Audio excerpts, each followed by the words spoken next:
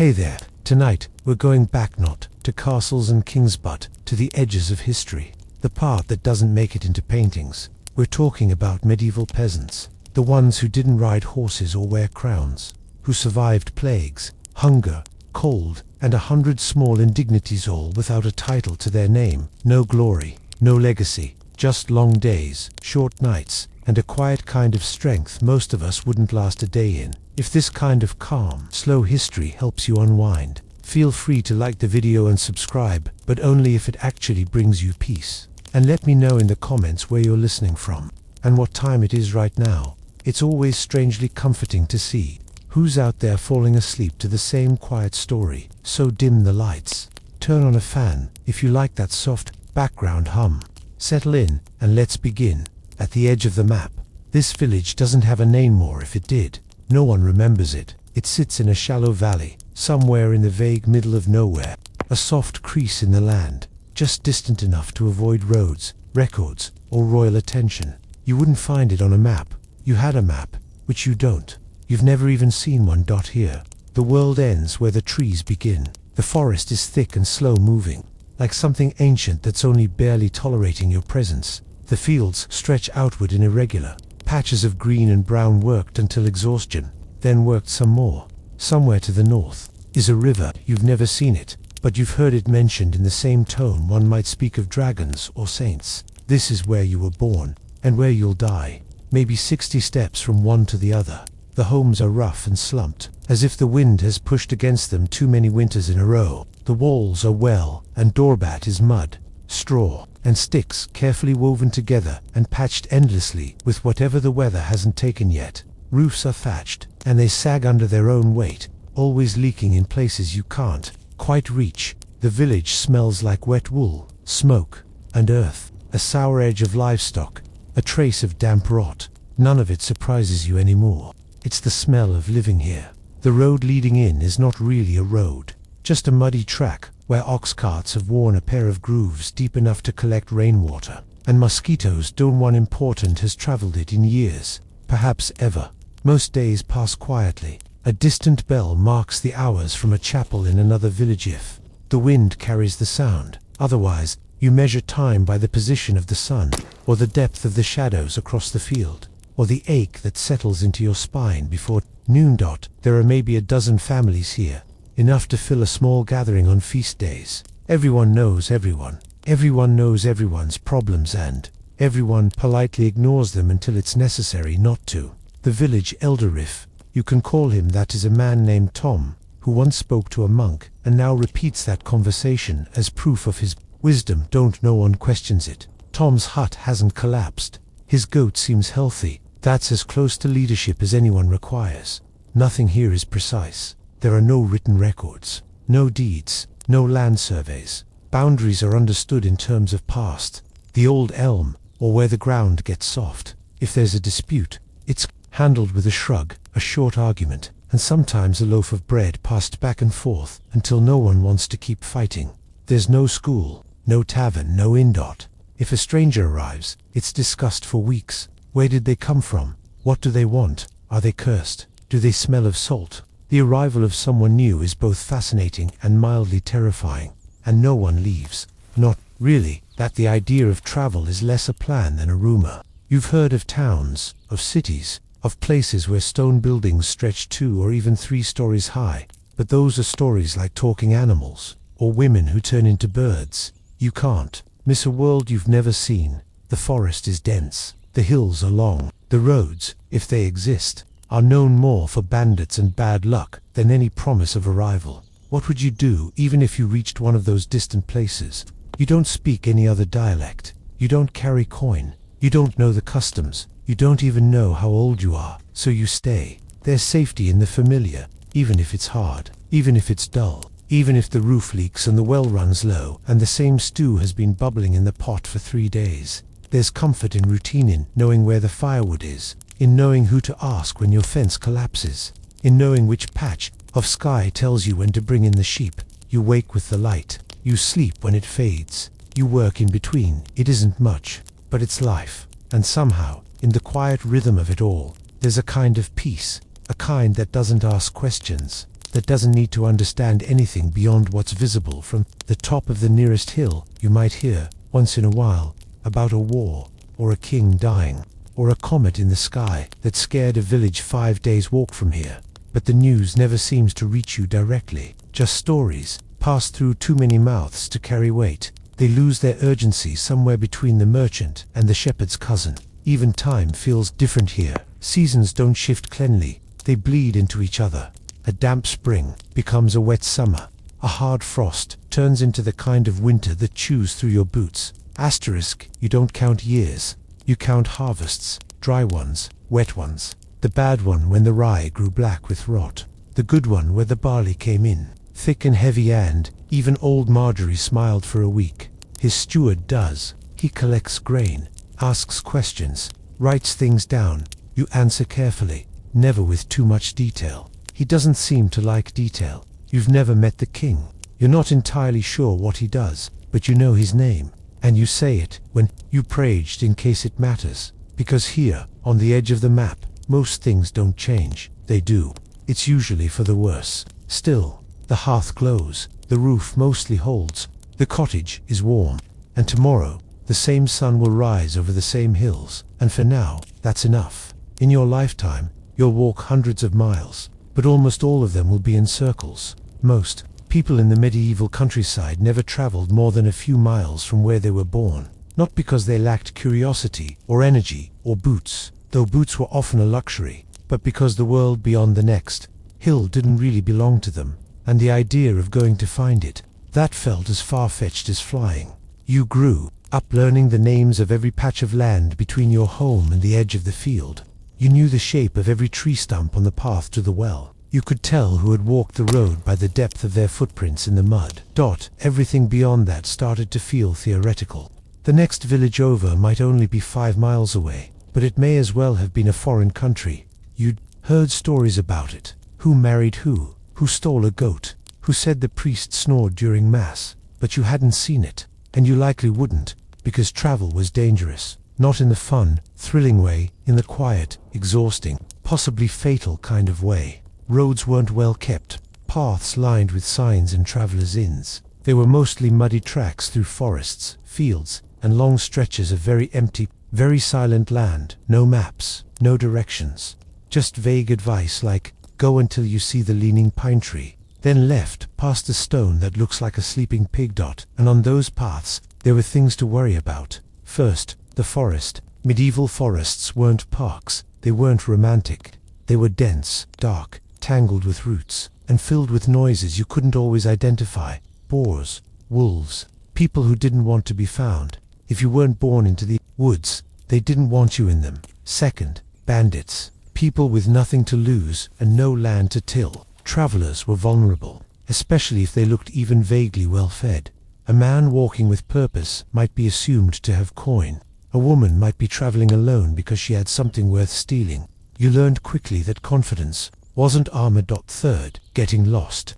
This wasn't a minor inconvenience. If you wandered off track, there was no one coming to find you. You couldn't follow a river downstream and hope for the best. You could go days without seeing another soul. Your body could disappear into the bracken like smoke. People wouldn't know you were missing until the next feast day, when someone finally asked about you, and someone else just shrugged. Then there were the practical concerns. Asterisk, if you traveled too far, who would tend your field? Who would feed the animals? What if the Lord's steward came by to collect a tax while you were gone? You couldn't explain absence to a man holding a ledger. Your duties didn't pause just because you were curious about what lay beyond the horizon. And even if you did make it to another village, what then? You weren't expected. You weren't welcomed. Outsiders brought problems, disease, crime, strange ideas. You spoke a slightly different dialect, used different phrases, maybe even held your spoon differently. You could be met with suspicion, or worse. Hospitality wasn't universal. Food was scarce. Beds were already full. The safest place was home, not because it was particularly safe, but because it was familiar. You knew which part of the roof leaked, which chickens wandered too far, which neighbor might lend you a tool without asking too many questions. Out there, no one owed you anything. And when you lie down at the end of the day surrounded by snores and silence and smoke and straw, you feel a strange kind of comfort. Not pride, exactly, but presence. This is your space. It bends, it leaks, it shifts in the wind, but it's held, and so have you. Cider wine was for the clergy and nobility. Mead was rare. Milk was for the young and the sick. Otherwise, it was ale with breakfast, ale with lunch, and ale to help forget that tomorrow would taste exactly like today. Vegetables formed the bulk of your diet: cabbage, onions, garlic, turnips, leeks, carrots, though not the orange ones we know now. Medieval carrots were white or purple. Most were grown in small gardens, tended carefully and eaten root to leaf. Nothing was wasted. The tops of turnips might be boiled into greens. The skins were composted or tossed into the fire. Fruit was seasonal apples mostly, maybe some berries or wild plums. If you dried them, they lasted through winter. Otherwise, they were eaten fast. Preserving was difficult. Sugar was nearly impossible to afford. Honey, if you had bees, was a treasured sweetener. Otherwise, your pottage stayed savory in the loosest sense of the word. Herbs were grown when possible: parsley, sage, dill, mint. They weren't used for flavor so much as medicine or tradition.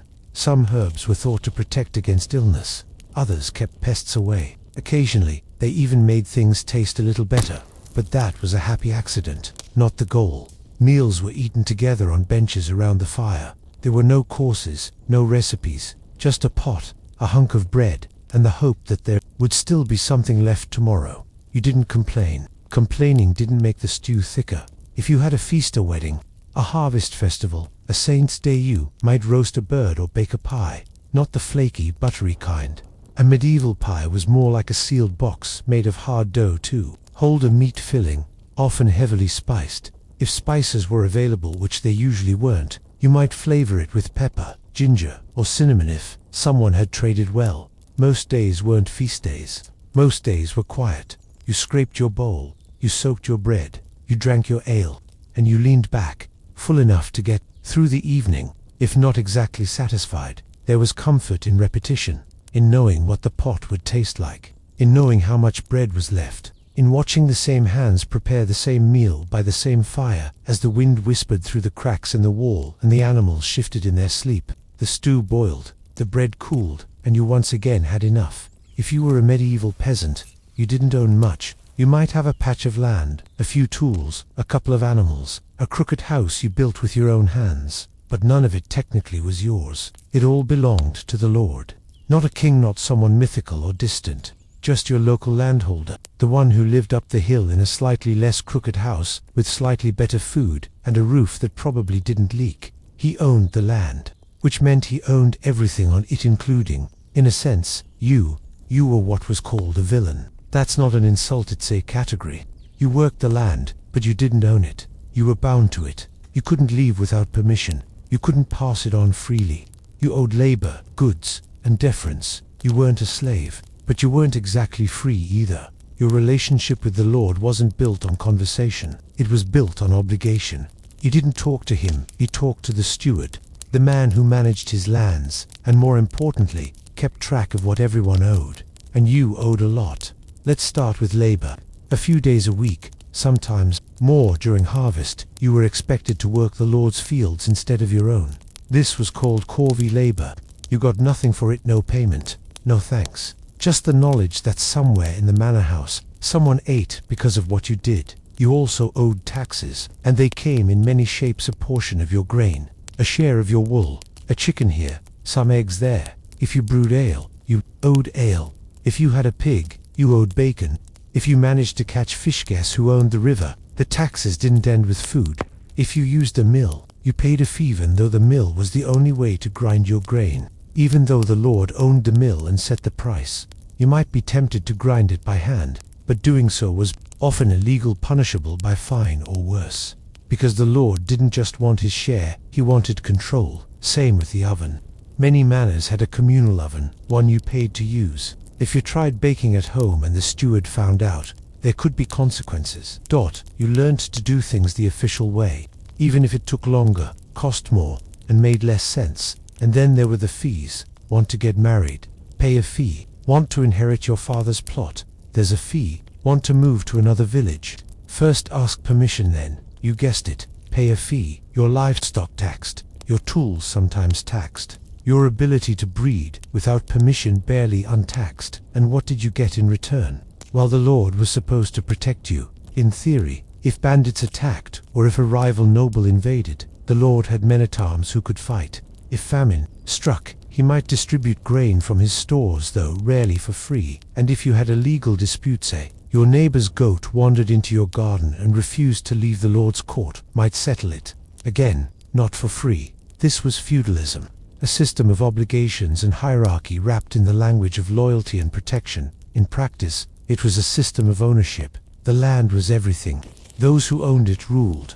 Those who worked it obeyed. The manor itself stood apart from the village, sometimes literally, on higher ground. It might be made of stone or timber, larger than any peasant's home, with a roof thatched so thick no wind dared enter. Inside were tapestries, tables, servants and the Lord, of course, wearing wool lined with fur, eating meals you couldn't imagine, and thinking very little about you. He might not know your name, but he knew your numbers, how much barley you owed this year, how many eggs you'd promised, whether your son had reached the age where he could be added to the labor rolls. Everything was recorded not by you.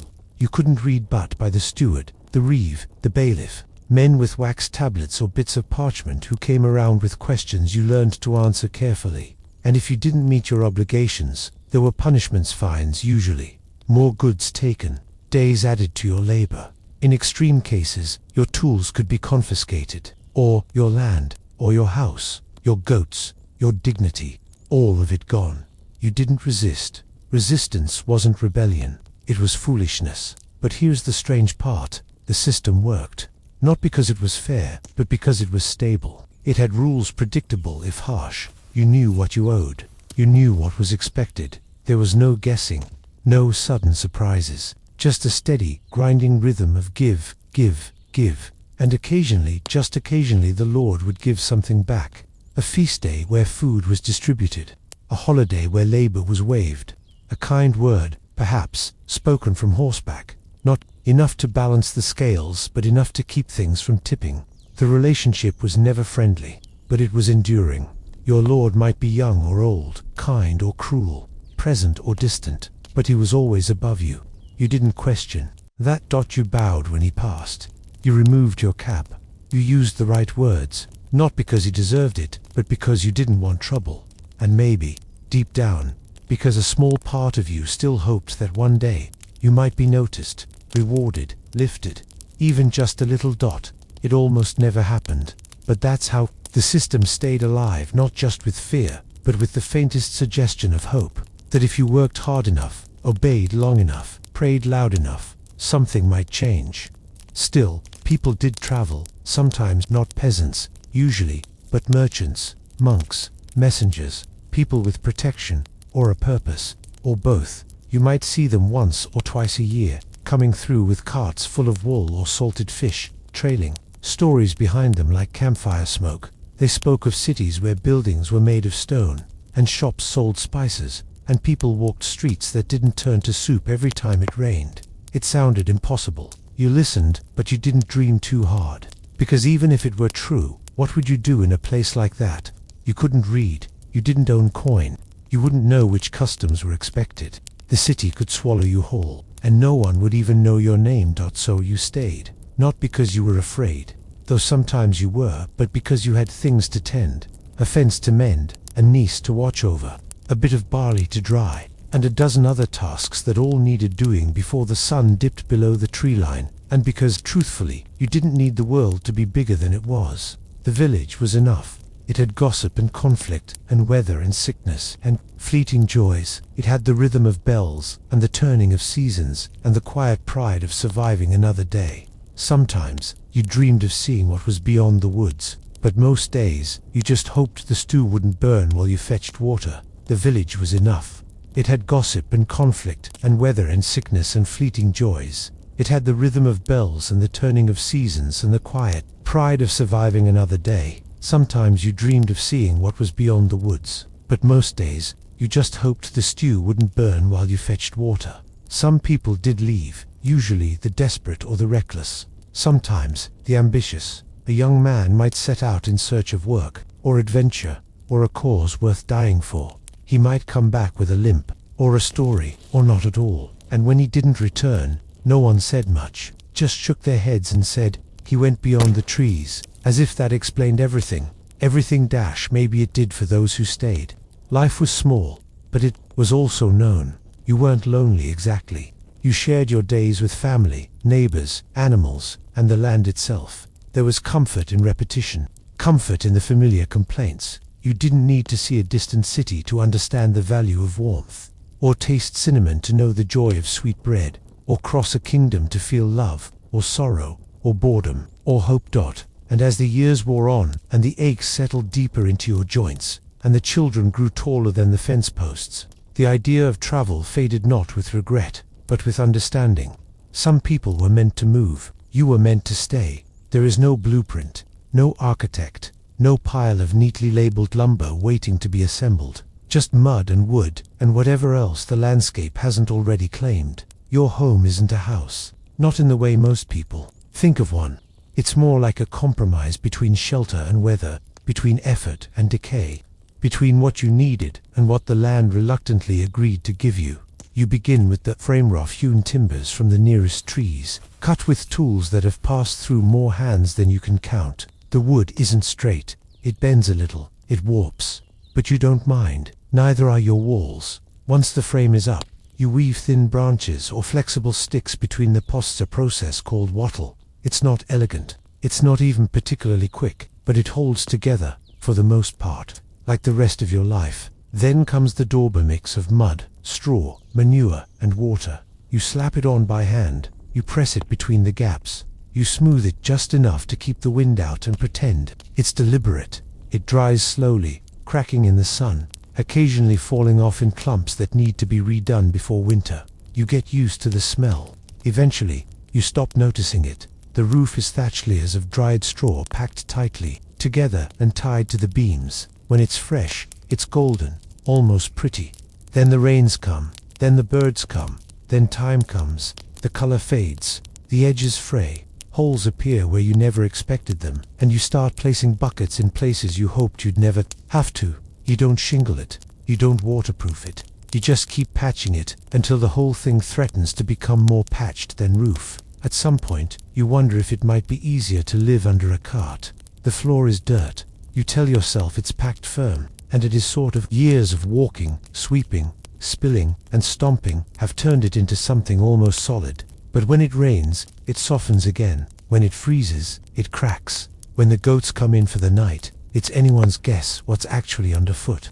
You might spread rushes or straw to cover it. It helps a little. But soon the straw gets damp, gets dirty, gets walked into dust. Then you sweep it out and start over. Or you don't. Eventually, the straw becomes the floor, and you accept it as part of the landscape. Windows technically are openings in the wall, anyway, covered with wooden shutters that swing awkwardly and never quite close flush. Glass is too expensive, too rare, too fragile, so the wind comes in, the cold comes in, the sounds of the animals outside come in, and sometimes the animals themselves. There's a single door, usually hung a little crooked because the frame shifted during the last frost. It latches with a hook or a wooden peg knot for security.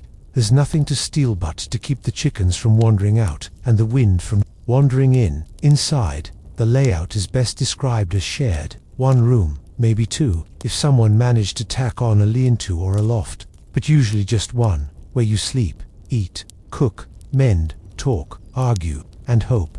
Everyone lives here: parents, children, a cousin or two, a grandparent, maybe a neighbor's child whose parents are sick, or gone, or both. There's a hearth in the center, built of stone if you're lucky, clay if you're not. The smoke rises through a hole in the roof, more or less. There's no chimney. The air inside is always smoky, always a little warm, a little damp, and always carrying the quiet scent of stew that's been reheated one too many times. Furniture is limited: a table, a bench, maybe a stool, a chest if someone in your family was unusually good at carving or very lucky in marriage. Beds are wooden frames stuffed with straw or feathers, often shared, usually squeaking. Blankets are wool-heavy, rough, never quite dry. There's storage in the rafters: garlic, onions, herbs, maybe a small ham if the pig was kind that year. You can smell the difference between early winter and late spring just by the air above your head. Sometimes it's comforting. Sometimes it's a reminder of how close you are to running out. Animals are part of the household literally. The cow might sleep in the same room, off in the corner. Chickens too. A goat. It isn't ideal. It isn't sanitary, but it's warm. You learn to tune out the clucks and the shuffles and the occasional startled bleat in the middle of the night. They're part of the background noise, like wind in the thatch or the slow settling creak of the walls. Nothing is level. The floor dips, the roof slants, the walls bulge slightly like the whole place is breathing in and out with the seasons. You fix what you can. You ignore what you can't. Every spring you swear you'll repair the back wall. Every autumn it's still leaning. It's not a house built to last. It's a house built to get through the next storm. And yet, for all its there are many its home. You know where the cold comes in and how to block it with an old sack. You know which roof beam you can hang the pot from and which one creaks when someone stands too close. You know how the light falls through the slats in the afternoon and where the dog curls up to sleep. When strangers pass through, they see poverty. You see effort, reuse, resourcefulness. A roof that hasn't yet collapsed is a victory. A fire that still burns at dawn is a blessing. A dry corner is worth more than gold. Meanwhile, the steward kept walking. The reeve kept writing. The mill kept grinding. And you kept digging your hands into the soil year after year, season after season. There was no retirement, no bonus, no upward mobility. Only the quiet knowledge that you had fulfilled your role. You had done what was asked. You had made it through another year under the weight of someone else's title. And as long as the Lord was pleased, you were allowed to go on living. Long before the Black Death swept across Europe and etched itself into history books, medieval peasants were already well acquainted with sickness. Not the kind of illness that came and went with the seasons, though there was plenty of that too, but the slow, constant presence of something always waiting to go wrong. Infection, fever, wasting, swelling, coughing. Disease wasn't an event. It was a feature of life. You didn't need a continent-wide catastrophe to be laid low. All it took was a small cut, a single flea, a bit of water that looked clear but wasn't. And unlike weather or taxes, illness didn't follow rules. It arrived without warning, and it rarely left quietly. There were no hospitals. Not really. If you were lucky, your village had a wise woman, maybe a midwife, someone who knew which herbs to boil and which ones to burn. If you were extremely lucky, there might be a monk nearby, literate, well-meaning, and slightly more effective than random prayer. But for the most part, when you got sick, you stayed home. You lay in bed. You sweated through your shirt, and you hoped. Most people didn't understand what caused disease. The word germ hadn't been invented yet. Microscopes were centuries away. What you had were theories, old ones, confusing ones, and often wrong ones. Some believed in miasma, bad air that carried disease through smell. If a village reeked of rot, manure, and smoke, it was assumed to be dangerous, which in a way was correct, but not for the reasons people thought. To combat the bad air, people stuffed herbs into their clothes, carried flowers in their sleeves, or walked around with vinegar-soaked rags pressed to their faces. Not pleasant, not helpful, but deeply believed.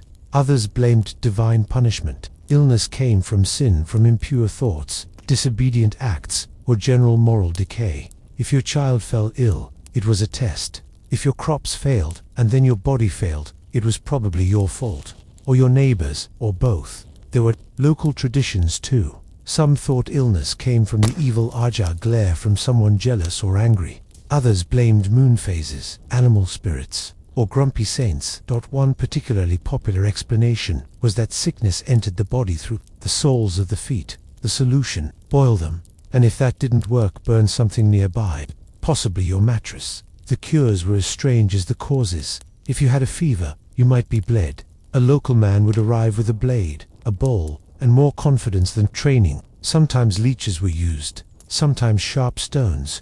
The idea was to balance your humus blood, phlegm, yellow bile, and black bile. If they were out of sync, so were you. No one ever saw these humors, of course, but they were blamed for nearly everything. For swelling, there were poultices, smears of mashed herbs, mud, or even bread, wrapped in cloth and tied to the body. Some worked, most didn't. A few made things worse, but but the important thing was that something was being done. If your stomach ached, you might chew on charcoal. If you coughed blood, you might drink wine mixed with crushed pearls. If your eyes blurred, someone might whisper a prayer while blowing smoke over your head. If your leg turned black, you were probably out of options. And then there were the plague amulets, bits of metal or bone worn around the neck, sometimes inscribed with protective words, sometimes blessed by a priest. Some people buried onions in the corners of their homes, others hung garlic above the door. One popular remedy was to tie a live chicken to the infected area and hope the illness transferred to the birds. It rarely did, but hope was in short supply, and people clung to whatever they could. Sickness was isolating, but not in the way we think of now. You didn't quarantine,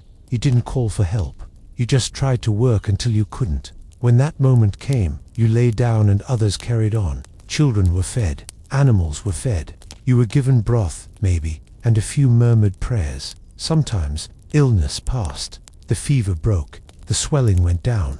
You walked again, slowly, with a new limp and a deeper respect for warm soup. Other times it didn't, and your family lit a candle. Plague, in the broader sense, wasn't always the dramatic kind that left bodies in carts. More often, it was a slow infection, skin turning dark, limbs swelling, a cough deep enough to rattle the walls, smallpox, leprosy, dysentery. Even the flu could sweep through a village and leave half the population in bed. There were no case numbers, no charts, just stories. A traveler from another village said the cough had started there last week, or someone heard that 3 children had died near the river. You paid attention, you started boiling more water, you left herbs under the door, you kept your distance, even if no one said why. Death was not always feared, but it was recognized. People knew when it was near. They knew the signs: breathing that slowed, skin that cooled, eyes that turned dull. There were prayers for the dying, soft ones whispered by firelight. When the Black Death finally did arrive in the 14th century, it hit with a violence that dwarfed everything before it. But by then, the world was already familiar with sickness. The idea that you could be well in the morning and gone by night was not new. It was just happening more often. The plague came in waves, and each time it returned stronger. Stranger buboes, swelling in the neck and groin, fever that stole the mind, blood that darkened and bubbled. People died in days, sometimes in hours. Entire villages vanished. Fields went untilled. Bells rang too often. Some peasants tried to flee, but disease travels faster than feet. Others turned to religion, doubling their prayers, whipping their backs, promising to live better if they were spared. A few turned to violence, blaming outsiders, blaming sinners, blaming anyone but the wind. The church offered explanations, and comfort, and burial. Monks died in droves. Priests vanished. In some places, death became so common that the funerals were skipped. Bodies were buried in mass graves, often without names. And yet, life continued. People learned how to survive. Around sickness, they accepted it the way they accepted hunger or cold, not joyfully, but with a kind of tired resilience. They cleaned their homes more often.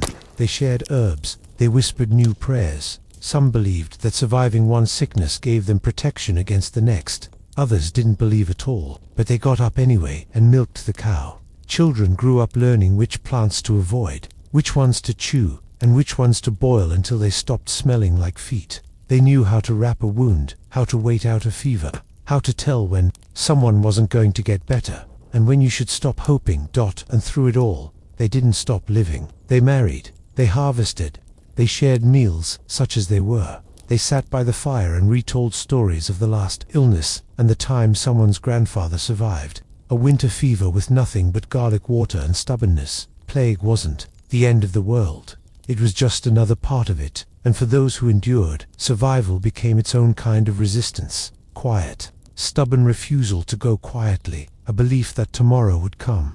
And if it didn't, someone else would remember your name, or at least the way you always added rosemary to the broth. Night in the medieval countryside wasn't peaceful. It was silent in the way a cave is silent, full of creaks, distant sounds, and the kind of quiet that makes you notice how loudly your own body exists. The day ended when the light failed, and everything that wasn't already put away had to be dealt with quickly, because once darkness fell, the world shrank to the size of your hearth. There was no artificial light, no candles burning freely into the night. Wax was too valuable. If you had a tallow lamp, It was reserved for emergencies or religious devotions. Most nights, the fire dimmed, the coals glowed softly, and that was all, and so you slept. But not in the way we think of sleep, not in a single, unbroken stretch. Sleep in the Middle Ages came in two acts. First sleep, then a waking period, and finally a second sleep. This rhythm wasn't accidental. It was how people adapted to the long, lightless hours between dusk and dawn. You would drift into your first sleep not long after nightfall. The fire would be banked. The animals would have quieted. Children would be hushed. The home one room, maybe two, would stretch out into stillness. If you had a mattress, it was stuffed with straw or feathers, possibly lumpy, often shared. If you didn't, you slept on woven rushes or directly on the earth, softened only by habit. Everyone slept together, family, relatives, even servants, all in one shared space, not out of closeness, but out of necessity. It was the only warm room in the house. On the coldest nights, even animals were brought inside a goat near the door, a dog curled by the hearth, chickens in a basket. Warmth was more important than boundaries. There was no privacy. The idea of sleeping alone was associated with punishment, not comfort. The rich might afford solitude. Everyone else just made do. You turned to face the wall. You stuffed straw in your ears. You shared blankets. You breathed in each other's breath. And if someone snored, and someone always did, you got used to it. First sleep lasted a few hours.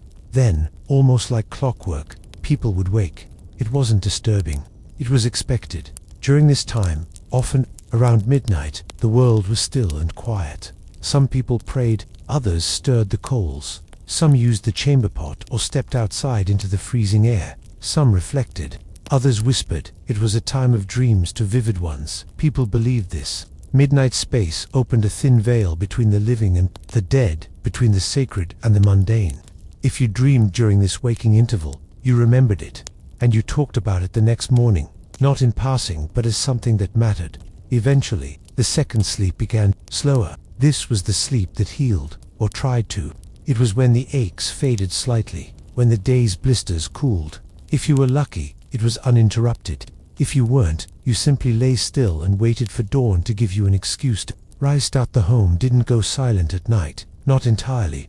The fire crackled, wind whispered through the thatch. A baby might fuss, a cow might shuffle its hooves. Sometimes the night was broken by coughing, the wet, rattling kind that never seemed to end. Everyone noticed, but no one said anything. It was understood. The fear of the dark was real and not irrational. The night carried real dangers, both imagined and entirely physical. Wolves, for instance. In some regions, their howls came close, enough to the village to raise hairs on the back of your neck. They weren't just creatures of legend. They were real and hungry. Then there were thieves, rogues, strangers, fires that started from a careless coal, roofs that groaned under snow, and less explainable things, ghosts, spirits, demons, witches. You didn't talk about them openly, but you knew they were out there to protect the household. You followed rituals.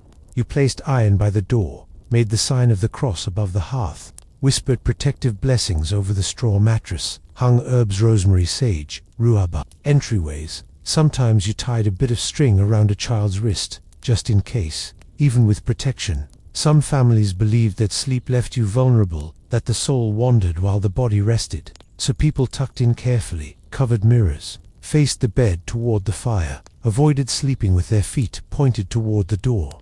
The cold was its own enemy. It seeped through walls, through thatch, through poorly sealed doors. People didn't sleep under mounds of blankets. They layered wool, fur, cloaks, tunics. The idea of undressing for bed would have seemed absurd. You slept in your clothes, sometimes in your boots. There was a comfort to sleeping next to others, but also discomfort. Someone always shifted. Someone always murmured. There were elbows, knees, the occasional surprise from the family dog, but this was normal. You didn't expect silence. You expected closeness, and in that closeness you found a strange kind of security. You heard your father breathe, your child twitch, your grandmother mutter a prayer in her sleep. It wasn't peaceful, but it was human. It was shared. When you dreamed, your dreams mattered. A field of wheat might mean prosperity. A snake illness, a broken tooth could mean death. You learned to interpret these things, or you found someone who could. The village had dream readers, not officially, but everyone knew who to ask. The church had its own ideas. It warned that some dreams were from the devil, that sleep was a time when temptation could slip in. You were told to pray before bed, to avoid certain thoughts, to keep your soul ready in case the night was your last, because it could be. People went to sleep and didn't wake up. Illness could take hold while you rested, a fever could rise, a cough could deepen, and by morning, someone might be gone quietly, as if stolen. This uncertainty gave every morning a slightly reverent tone. When the light returned, and the rooster cried out, and the coals were stirred back to life, it meant you'd survived again. You sat up slowly. Every joint reminded you of your age. No matter how young you were, the cold bit your nose. You wiped your face, looked around, and counted bodies. Everyone who stirred was accounted for. Everyone who didn't was checked on. Then, once the living were confirmed, the day began. Water was fetched, bread was prepared, animals were fed. The dream you had, if it was important, was shared. And the memory of the night faded, not erased, just softened, folded into the next stretch of time. In winter, sleep came early and stayed late. In summer, it shortened, but the rhythm remained. First, sleep, a waking hour. Second, sleep, a world without clocks but not without routine. And for all its discomfort, there was something grounding in that rhythm, something honest. You didn't aim for comfort, you aimed for endurance. And if you happened to find rest along the way, a moment of warmth, a particularly quiet night, a dream that didn't leave you afraid, that was a gift. One you didn't question, one you didn't expect again too soon. Some years you're simply hungry. Other years you're in a famine. It's not the same. Hunger is manageable. It has rules. You stretch food, you ration, you hope. But famine breaks the rules. The village priest, often the only person who could read, was not just your confessor. He was also your calendar, your counselor, and the nearest thing to an oracle you had. He held the mysteries of the sky and the stories of the saints, and knew why a pig might die or a storm might come. He walked through the village, like a man carrying both blessing and threat in his robes. You brought your sins to him in whispers, hoping he wouldn't look disappointed. You tried not to think about what he knew. You saw him at birth, marriage, and death, free of the only guaranteed ceremonies of a peasant's life. And in between, he spoke for a God you feared more than you loved, because love, you were told, required obedience. Latin was the language of the Mass, and it might as well have been a spell. You stood in the church beside your family, feet numb from cold, listening to words that never belonged to you. You didn't know what the priest said as he lifted the bread, but you believed, or tried to, that something invisible had happened, that the bread wasn't bread, that the wine wasn't wine, that the murmuring of words and gestures could move the divine. He didn't speak the words, but they moved through you anyway. You mouthed along where you could. You crossed yourself when the others did. You learned the rhythm of holiness, like someone learns the path to a well without understanding every step, only that you needed it. The church told you when to fast, and when to feast. It carved the year into sacred pieces. Lent, Advent, Epiphany, All Saints. You didn't say March or April. You said after Easter, or near St. Michael's. It told you what you could eat, when you could eat it, and how guilty you should feel about enjoying it. 40 days without meat before Easter, followed by a feast so rich it made you dizzy. Friday, fish, even if you lived nowhere near water. Almond milk for the wealthy. Turnips and cold broth for everyone else. On saint days, you shared what you could. On fast days, you imagined what you couldn't. But even when your bowl was empty, your plate was full of rules. Your calendar wasn't just for prayer, it was also for payment. The church collected 1/10 of your yield, no matter the season: grain, eggs, wool, chickens, cider.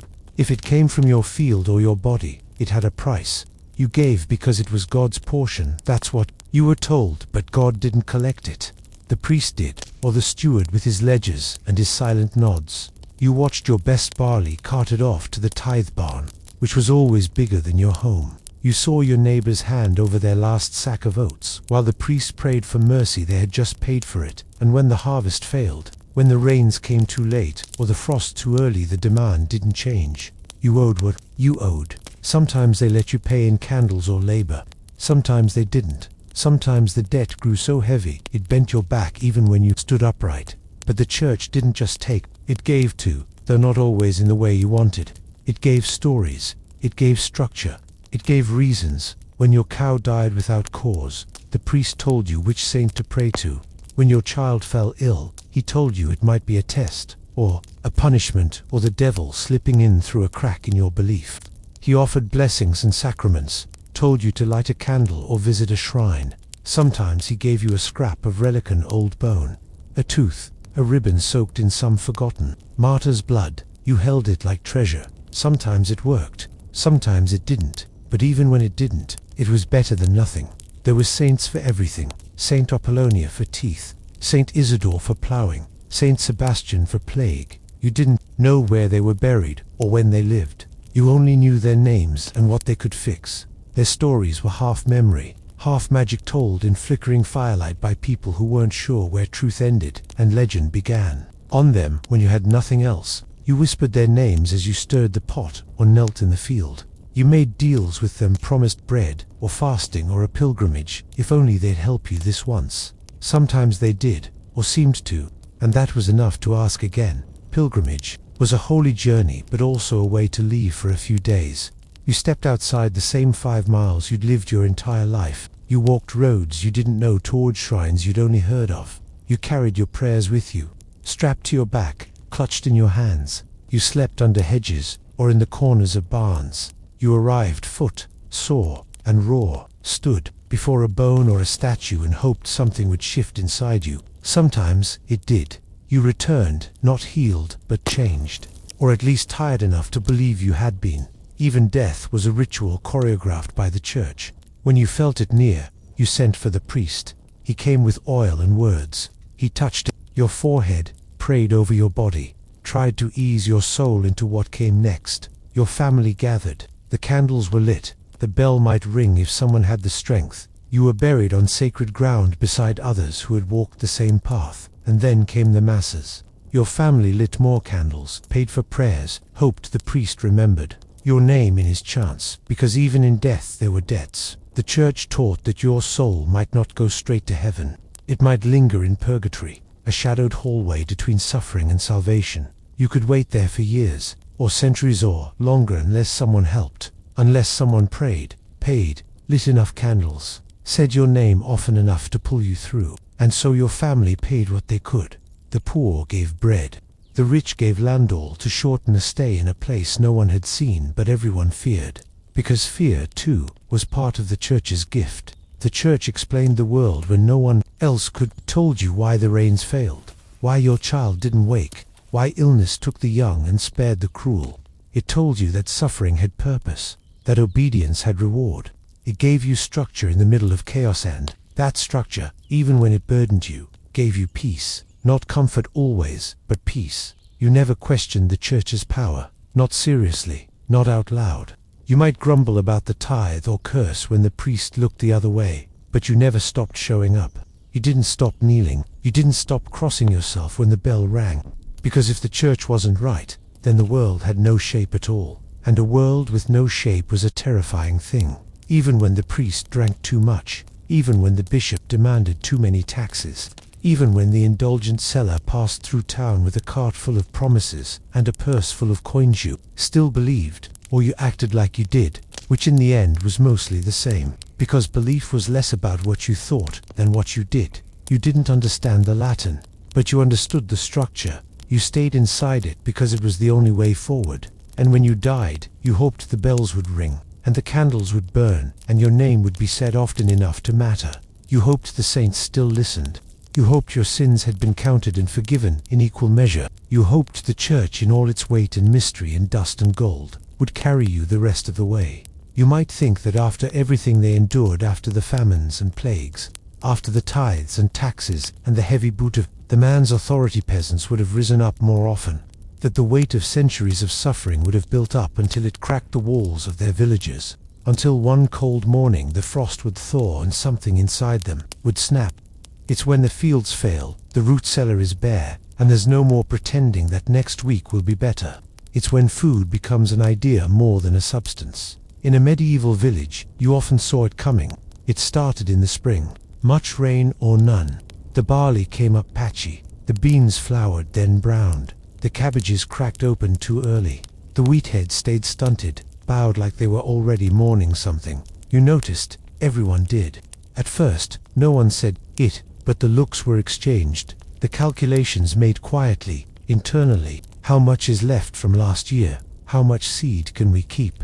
How much can we afford to eat? The answers were never good. The hardest part was knowing what to do next, not in winter, but in summer, because that's when you had to choose between planting the seeds or grinding them into flour, between saving for a harvest that might never come or feeding your child one more bowl of something warm. And so the portions began to shrink. The stew got thinner, the bread got smaller.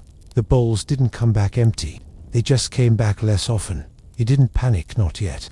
You told yourself this happened once before, or that another village might have extra, or that the manor stores could fill in the gaps. Hope was still on the table, just not much else. By August it became harder to ignore. By September it became impossible. You stopped feeding the animals first. Chickens were quiet, the goat's bleeding grew hollow. The dog, if you had one, stopped barking and started following you more closely, like it understood it was next. Bread became ritual, one loaf, split 5 ways. Everyone chewed slower. No one commented on the crust. Even the smallest crumb was swept up with reverence. The stew was now mostly water. If it had color, it was from the pot. You boiled weeds, you ground roots, you pulled up things you didn't recognize and hoped they weren't poisonous. Some weren't. You didn't sleep through the night. Not because you were afraid, but because your stomach reminded you every few hours that it was still empty. The children asked fewer questions. That's how you knew it was real. They didn't ask when the bread was coming. They didn't ask for honey. They didn't beg for stories. They sat close to the fire and stared. They learned how to wait. And your neighbors, you stopped seeing them outside.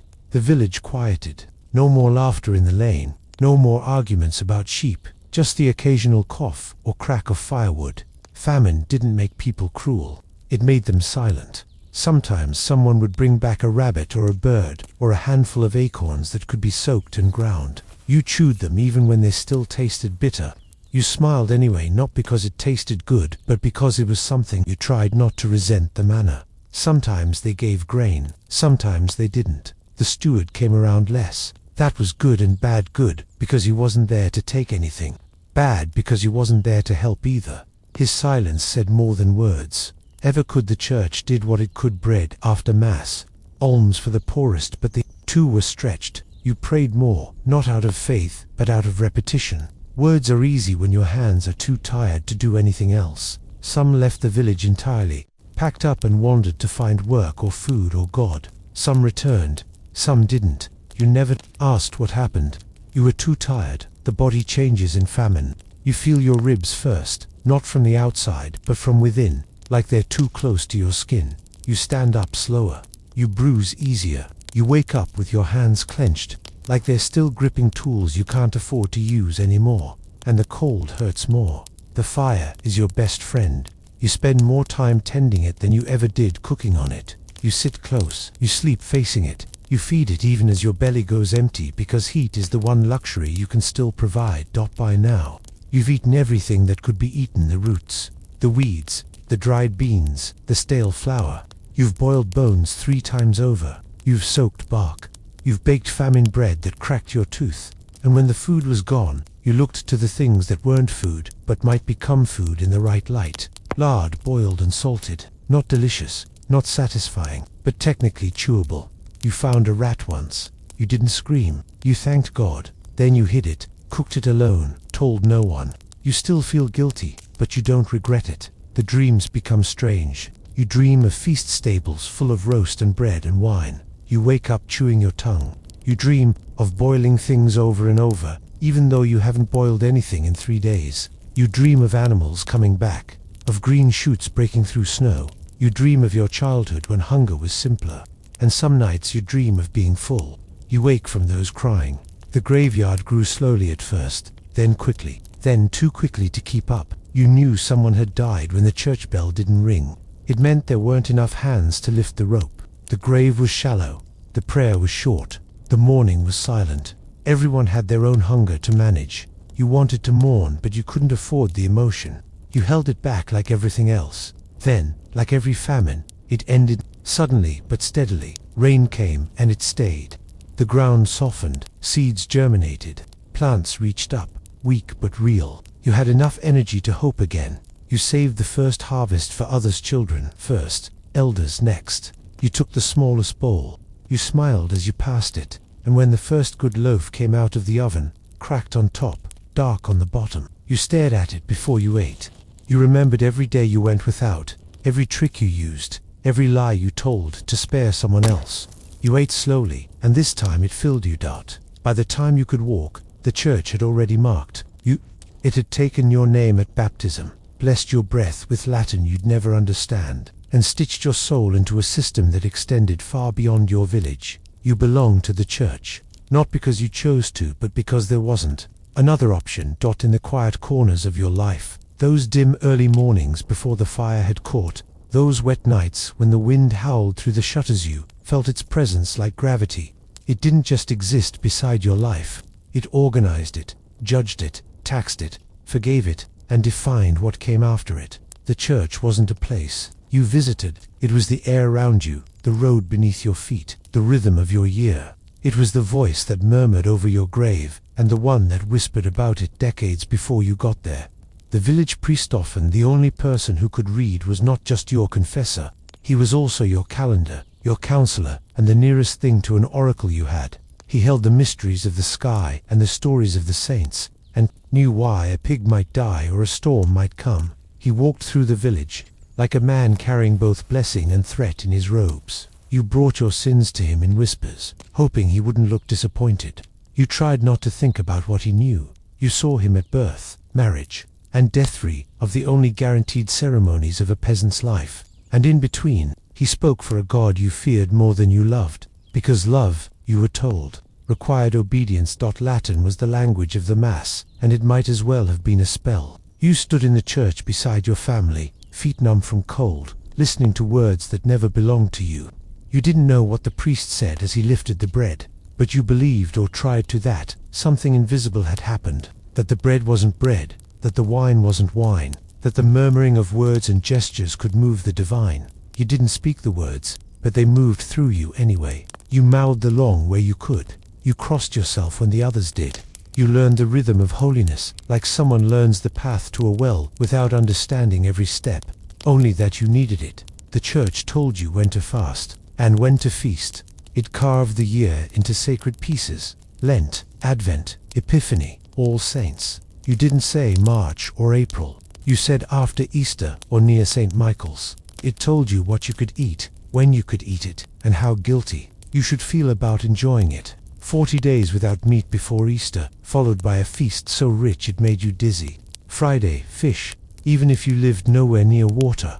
Almond milk for the wealthy. Turnips and cold broth for everyone else. On saint days, you shared what you could. On fast days, you imagined what you couldn't. But even when your bowl was empty, your plate was full of rules. Your calendar wasn't just for prayer, it was also for payment. The church collected 1/10 of your yield, no matter the season: grain, eggs, wool, chickens, cider. If it came from your field or your body, it had a price. You gave because it was God's portion. That's what you were told, but God didn't collect it.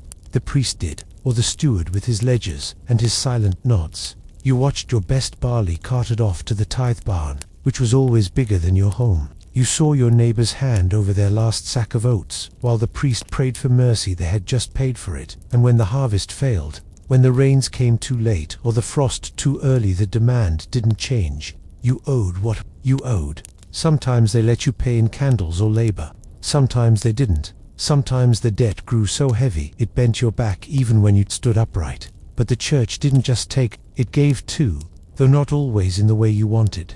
It gave stories, it gave structure, it gave reasons. When your cow died without cause, the priest told you which saint to pray to. When your child fell ill, he told you it might be a test, or a punishment, or the devil slipping in through a crack in your belief. He offered blessings and sacraments, told you to light a candle or visit a shrine. Sometimes he gave you a scrap of relic, an old bone, a tooth, a ribbon soaked in some forgotten martyr's blood. You held it like treasure. Sometimes it worked, sometimes it didn't, but even when it didn't, it was better than nothing. There were saints for everything. Saint Apollonia for teeth, Saint Isidore for plowing, Saint Sebastian for plague. You didn't know where they were buried or when they lived, You only knew their names and what they could fix. Their stories were half memory, half magic told in flickering firelight by people who weren't sure where truth ended and legend began. You called on them when you had nothing else. You whispered their names as you stirred the pot or knelt in the field. You made deals with them, promised bread or fasting or a pilgrimage if only they'd help you this once. Sometimes they did, or seemed to, and that was enough to ask again. Pilgrimage was a holy journey, but also a way to leave for a few days. You stepped outside the same 5 miles you'd lived your entire life. You walked roads you didn't know toward shrines you'd only heard of. You carried your prayers with you, strapped to your back, clutched in your hands.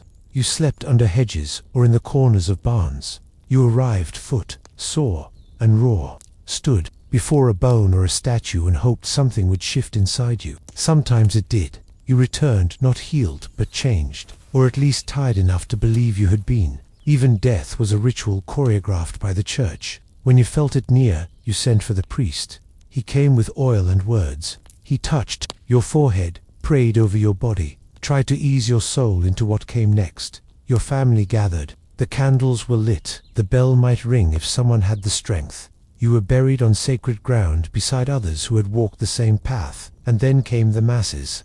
Your family lit more candles, paid for prayers, hoped the priest remembered your name in his chants, because even in death there were debts. The church taught that your soul might not go straight to heaven. It might linger in purgatory, a shadowed hallway between suffering and salvation.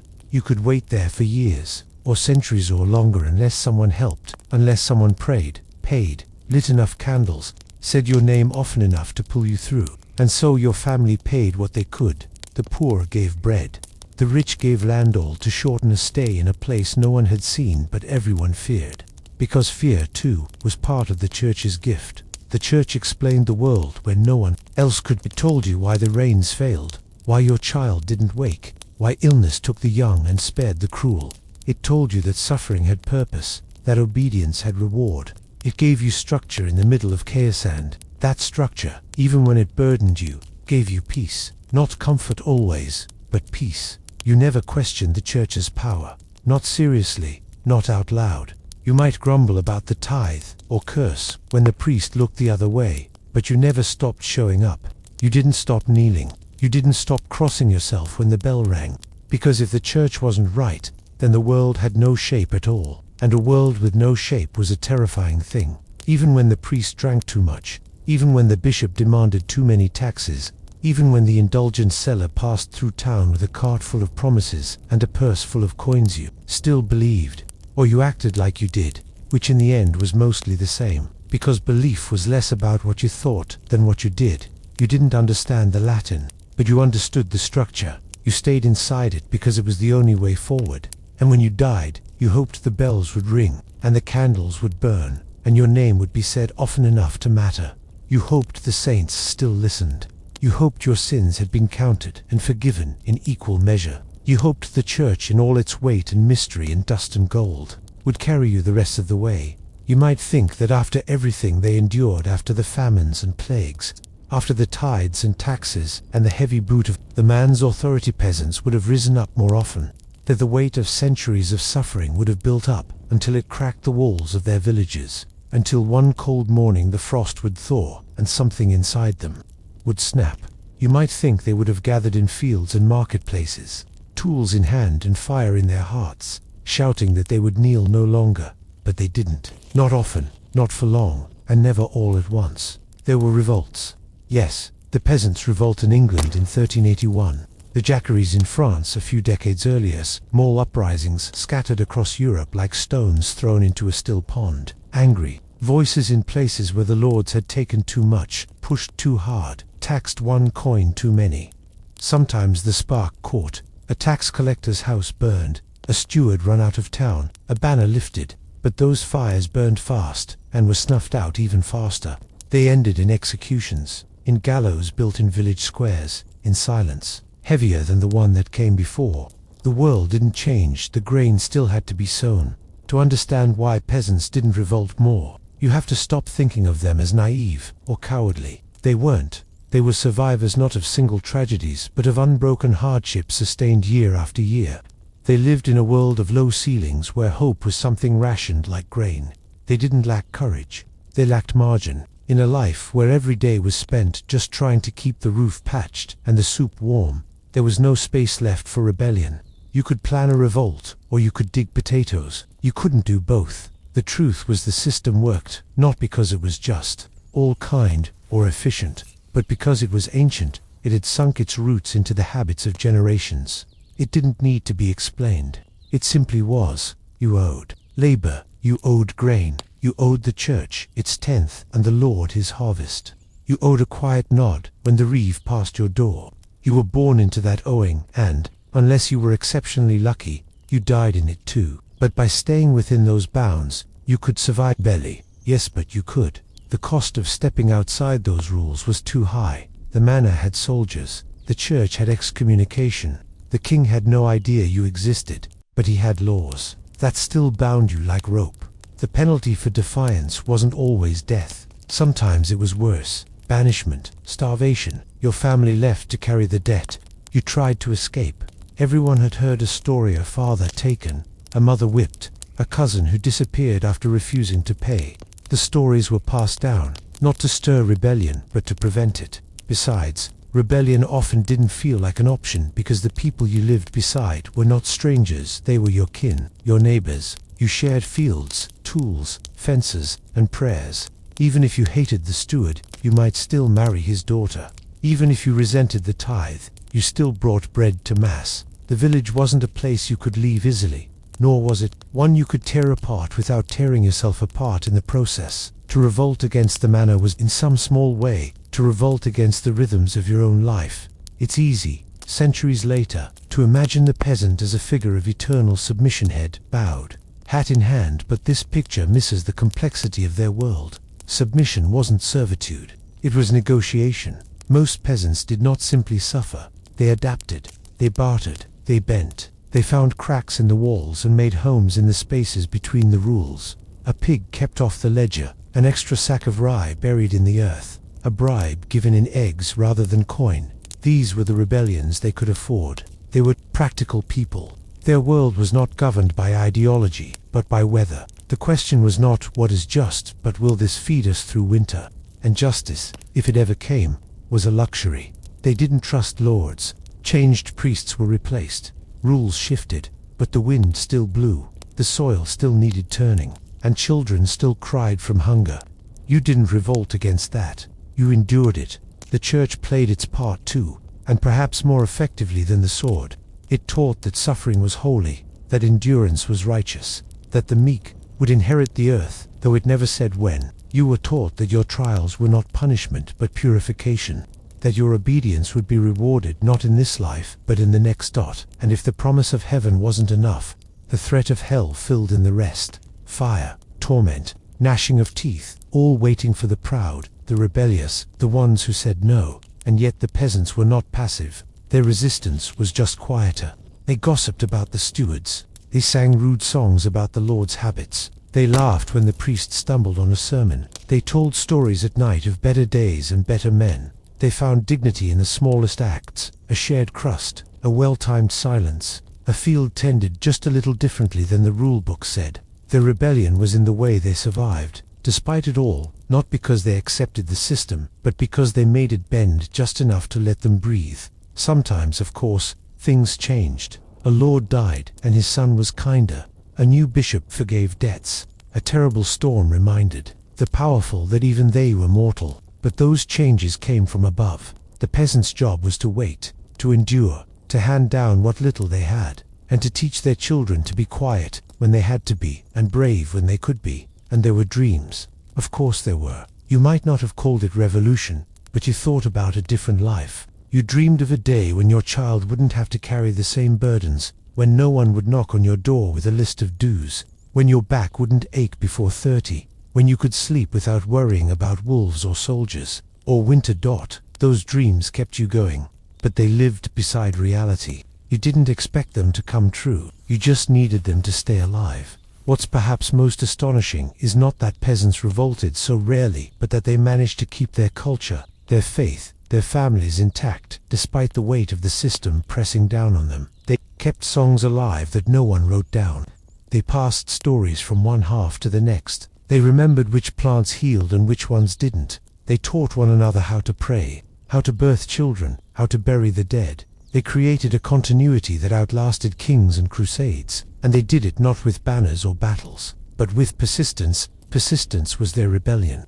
When the manna demanded too much, they survived anyway. When the church taxed their sins, they still lit candles. When the world turned against them, they huddled close and waited for spring. The fields may have belonged to someone else, but the soil still remembered their hands. Revolution didn't live in them, the way it would in later centuries, in the speeches of radicals or the slogans of crowds, but there was a different kind of strength in the way they endured. To live a life of hardship without letting it harden you completely was its own kind of defiance. To kneel not because you were weak, but because you knew you could rise again tomorrow, that too was a form of resistance, and so they endured quietly, without monuments or songs written in their names. They endured in the rhythm of the plough, in the smoke rising from cottages at dusk, in the lullabies sung beside dying fires.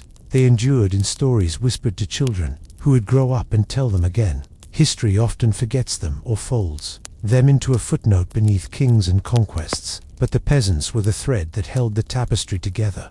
Without them, there would have been no harvests, no cathedrals, no armies to march under banners.